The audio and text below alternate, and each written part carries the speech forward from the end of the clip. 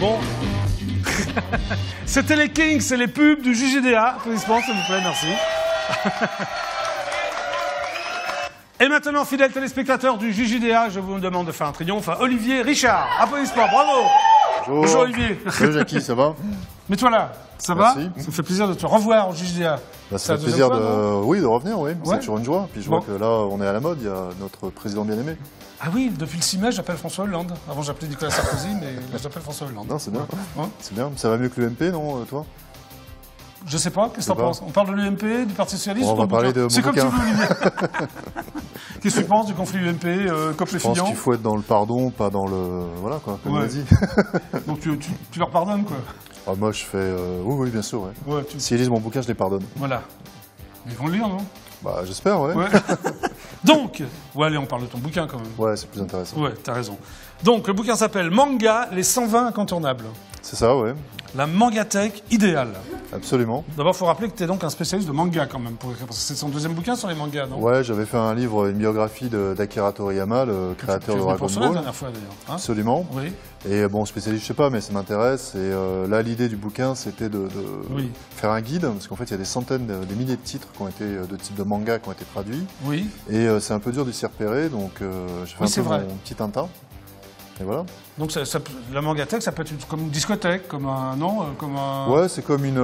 Il y a des mangas, il y a des cinémathèques idéales, il y en a plein. Il y a des discothèques idéales, du rock ou pas. Est-ce que c'est la première mangathèque présentée comme ça? Oui, il y a eu un guide qui est paru il y a 6 ans, qui était bien, mais qui est épuisé. D'accord. Et en 6 ans, il y a beaucoup de nouveautés qui sont parues, donc en l'état actuel des choses, c'est le seul, oui. Alors, les 120 incontournables, c'est-à-dire qu'il n'y en a que 120 incontournables, d'après toi? Ouais, Pourquoi 120? Pourquoi 120? C'est une bonne question. Et, je te remercie. Non, à la base, je voulais faire 100. Merci, Olivier m'a dit que c'était une bonne question. Tu voulais faire 100? C'est une bonne question. Oui, mais finalement, tu en as fait 120. Ouais, je voulais faire 100, ma question, en fait. pourquoi 120? Bah parce qu'à la base, 100, c'est plus facile à marketer. Tu dis 100 bouquins, c'est plus facile à mémoriser. Et parce qu'en fait, j'ai fait une liste de 100 et en fait, il y avait beaucoup de titres excellents qui rentraient pas dans la liste. Donc je me suis dit, je vais en faire 120, voilà. Ouais. Comment tu les as sélectionnés? C'est quoi le casting? C'est une sélection à un moment forcément subjective, mais bon, il y a quand même des critères objectifs. Donc, lesquels? Les critères objectifs, c'est déjà la qualité reconnue, le succès commercial ou pas. Alors après, c'est pas parce que ça marche que c'est bien. Je me suis basé aussi sur des discussions avec des spécialistes, donc des éditeurs, des journalistes. Oui. J'ai regardé ce qui avait été fait à l'étranger. Aux États-Unis, il y a pas mal de listes qui circulent sur Internet. En France, puisqu'il y a déjà des gens qui se sont intéressés, qui ont essayé à l'exercice sur le net ou dans des magazines. Et l'étape quand même, la première étape, c'était que je fasse ma liste de préférés. Personnelle, oui. C'est donc ta liste quand même au départ. À la base, c'est ma liste, ouais. Oui. Donc, mais qui rejoint peut-être des listes d'autres spécialistes. Vous connaissez entre spécialistes de manga ou... Ouais, enfin après, moi je prétends pas être un spécialiste. Hein. Moi, tu t'y intéresses quand même. Je m'y intéresse. Sans être un spécialiste, t'es quand même. Oui, je m'y connais passionné, un petit on va peu. dire alors. Ouais, je suis un passionné. Ouais. Je préfère le terme passionné. Ouais. Oui, donc j'utilise donc le terme passionné, Olivier. Merci. Bon, alors, est-ce que entre passionnés, vous vous appelez, Ouais, bien sûr. Ouais, j'en connais pas mal. Et puis, moi, comme je suis ça depuis plus de 20 ans, enfin, les mangas. Depuis ton adolescence, non? Ouais, enfin bon, évidemment, comme tout le monde, j'ai découvert le dessin animé japonais avec l'arrivée, tous les gens d'une certaine génération avec l'arrivée de Goldorak, et puis après avec ce que vous passiez dans le club Dorothée. Oui, même Recréa 2, non? Oui, même Recréa 2, bien sûr, avant. Ouais. Mais en fait, la traduction, enfin, il y a eu quelques essais avant les années 90 de traduction de manga, mais la traduction systématique commence au début des années 90 avec l'arrivée d'Akira. Et bon, tout ça, je le suis depuis cette époque, quoi. Voilà. Qui est Akira, pour les jeunes téléspectateurs? Akira, en fait, c'est une bande dessinée de science-fiction qui est excellente, qui a donné lieu à un film d'animation, qui est connu comme un des classiques de l'animation japonaise, et ça doit être adapté aux États-Unis là, dans pas longtemps, et le film doit être produit par Leonardo DiCaprio. Ah, donc il y aura un peu de budget, je suppose. Justement, pour l'instant, il est en stand-by parce qu'il coûte trop cher. C'est un passionné aussi, Leonardo DiCaprio, de manga? Ouais, je pense, comme James Cameron. Ouais. James Cameron, je savais. Ouais, James Cameron, il s'en a inspiré beaucoup dans tous ses films, en fait, quasiment, quoi. Il y a dans Terminator 2, dans Aliens, dans Avatar, absolument. Quasiment tous ses films, il y a de l'inspiration manga, il le reconnaît. Hein. Alors, est-ce que c'est par ordre alphabétique? Comment ça se passe? C'est par ordre Peut alphabétique, s'y en reconnaître, fait. par exemple. Voilà. Alors en fait, on l'a classé, avec l'éditeur, 12 bis, on a choisi de le classer... Oui, c'est chez 12 bis, oui. Oui, enfin, on a choisi de le classer très simplement, c'est par ordre alphabétique, sachant qu'à la fin, il y a un index général. Oui. Il y a un index par... en fait, les mangas au Japon sont destinés par public, sont classés par public. Oui, alors je vois, peut-être tu vas expliquer, ça, moi je suis un passionné, mais je suis pas un spécialiste, c'est-à-dire que je ne sais pas grand-chose.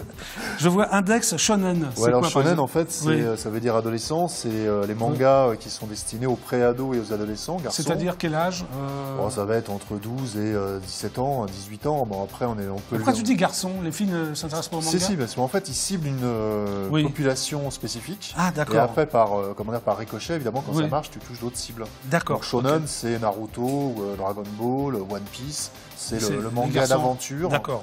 Qui est, enfin, pas forcément d'aventure, mais on cible un public qui est plutôt celui des pré-ados et des ados. Après, il y a shoujo qui s'adresse aux jeunes filles du même âge, et seinen qui s'adresse aux adultes, aux jeunes adultes. Voilà, c'est ce que j'allais te demander. Voilà, alors après... Mais tous ces gens ne se mélangent pas, enfin, si, bien sûr, c'est pas... Oui.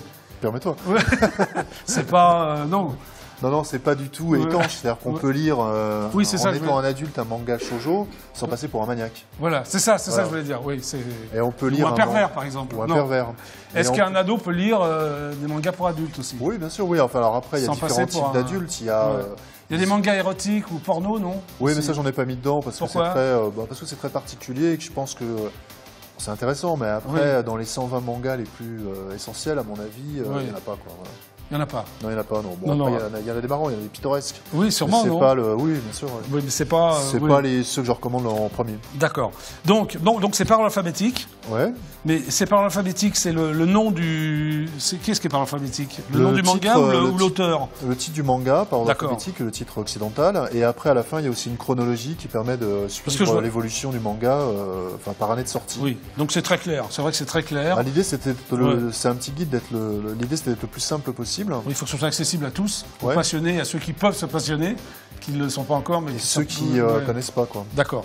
Donc il y a aussi, ça c'est bien, il y a l'histoire, ensuite le commentaire. Le commentaire, c'est toi, non? Oui, l'histoire, j'ai résumé, et puis le commentaire, c'est j'essaie d'expliquer pourquoi ça me paraît intéressant. Oui. Alors après, ce qui me paraît vraiment Est-ce que tu as un esprit critique? Est-ce que tu peux aussi ne pas aimer ou non? À partir du moment où c'est les 120 incontournables, tes commentaires sont toujours positifs. Enfin, je veux dire, c'est... Oui, enfin après, je hiérarchie, c'est-à-dire qu'il y a des... tout n'est pas au même niveau. Il y a des choses qui sont plus... La vie de Bouddha, par exemple, qui est paru chez Osamu Tezuka, c'est quand même, à mon avis, plus intéressant que Wolfsmund, qui est très sympathique, qui est un truc d'action. Donc... Parce que ce que j'ai essayé de faire dans le bouquin, c'est de montrer la diversité du manga, parce qu'il y a encore quelques critiques et quelques gens mal informés en France qui partent du principe que c'est que de la baston un peu bourrine, genre Ken le survivant. Alors c'est pas du tout ça. Il y a un peu de ça, mais il n'y a pas que ça. Il y a ça, mais c'est comme si on réduisait le cinéma hollywoodien qu'au Justicier dans la ville, ou la bande dessinée américaine qu'au Punisher. Oui. Il y a des choses très variées dans le manga, il y en a pour tous les âges, il y a tous les styles, il y a de l'action, il y a du fantastique, il y a de la poésie, il y a des bandes dessinées pour enfants qui sont formidables. Et dans le bouquin, j'ai vraiment essayé de montrer la palette la plus large.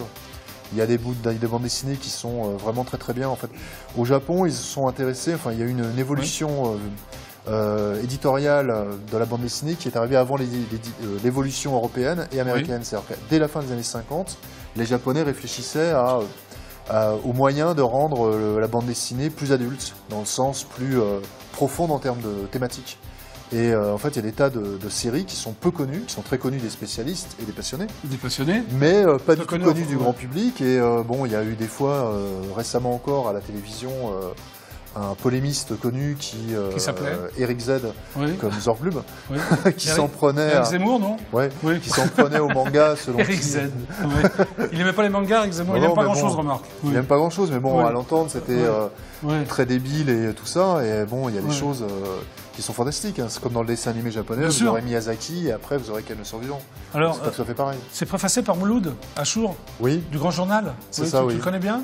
C'est un passionné aussi de manga, non? C'est un passionné, c'est pour ça qu'il a été choisi et parce qu'on savait qu'il était particulièrement intéressé. Tu l'as rencontré ou ça s'est fait juste... Je l'avais rencontré, mais on s'est pas vu pour ça, c'est fait par... on se connaît. C'est plutôt sympa, quoi. Ouais, c'est plutôt cool, D'accord, ok. Voilà. Bah donc c'est manga, les 120 incontournables. Hein. Absolument. La mangatech idéale chez 12 bis. Hop. T'as vu, on a une caméra, la GoPro, c'est bien. Bon. Excellent. Excellent. Bon, maintenant, car ce Ouais, n'est un pas autre tout. bouquin. Un autre bouquin, vite fait. C'est sur la souris déglinguée, histoire d'un groupe de rock'n'roll. Voilà. Ouais, Alors, ça, la ouais. souris déglinguée, moi je connais. Mais je pense que les jeunes téléspectateurs ne le connaissent pas forcément. Donc Pas c'est quelle forcément. période? Enfin, je Ouais, connais moi, c'est un- mais je vais t'expliquer quand même d'où vient la souris déglinguée. Oui, c'est un groupe français qui est toujours en activité. Là, ils vont sortir un nouvel album. Et en fait, Oui. c'est un groupe français en activité depuis la fin des années 70. Voilà. Qui est un groupe connu punk français. Totalement punk punk. rock, dans le Ouais. sens rock'n'roll, hein, pas dans Oui. le sens on a des crêpes et... Donc c'est leur histoire, là ou... C'est leur histoire. En fait, c'est un groupe qui est très réputé pour la qualité de ses textes, notamment. Oui. Et c'est un groupe qui a toujours continué. Tous les groupes se sont arrêtés. Eux, c'est des gens qui ont plus de 35 ans de carrière. Et Et ils là, d'un continuent seul à coup, jouer. ils continuent à jouer. Donc ça s'appelle donc Histoire d'un groupe de rock'n'roll. Oui, et ben, par exemple, quelqu'un que tu connais bien, Laurent Chalumeau, Oui, ah ben je connais qui, très bien Laurent. Oui. est un des premiers journalistes à avoir mis l'accent sur eux dans Rock and Folk. Oui. Et c'est un groupe, si c'était un groupe américain ou anglais, il aurait déjà eu droit à des films, peut-être même des bouquins, voire même un film. Et Comme en on est en France, France. on a Ouais. toujours un peu tendance à Oui. oublier certains des talents qu'on a. Et donc, moi, les voyant en concert, là, c'est longtemps que je n'avais pas vu, je me suis dit que ils méritaient qu'on Bien sûr. consacre une biographie. Et donc, allons-y. Ok. Donc la souris déglinguée, puis Manga, les 120 incontournables. Absolument, ouais. Ben, merci Olivier d'être Je t'en venu au prie. JJDA. À bientôt alors. Bah, merci, à la prochaine. À la prochaine. Salut Olivier. Au revoir, téléspectateurs. Salut, salut. Au revoir. Et on applaudit très fort donc Olivier Richard pour tous ses bouquins. Dans quelques instants, je parlerai de la comédie musicale Robin des Bois avec Nikou Liliou, que je vous demande d'applaudir très très fort. Mais en attendant, voici donc les pubs du JJDA. À tout de suite. Hop, pub. Pub.